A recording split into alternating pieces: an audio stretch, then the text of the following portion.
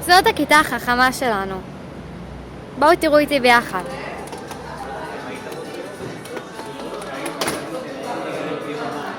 פה בתוך הכיתה ילדים עובדים על שירים, סיפורים, מנתחים אותם ניתוח פואטי, ניתוח תמטי. לכל קבוצה כאן יש סיפור ושיר אחר שמנתחים. פה אנחנו מעשירים ידע. אנחנו לומדים את המשמעות של השיר, את המילים שעומדים מאחוריו.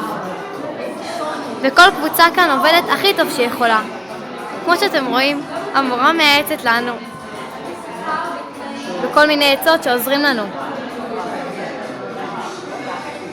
כל עבודה ועבודה כאן מיוחדת בפני עצמה. מה זה אומר להיות אותנטי?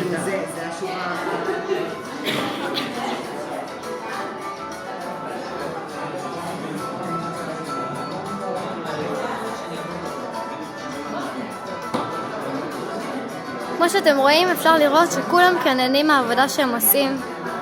זו עבודה כיפית ומענה, ואני מאחלת לכל כיתה לעשות אותה. על מה העבודה שלכם?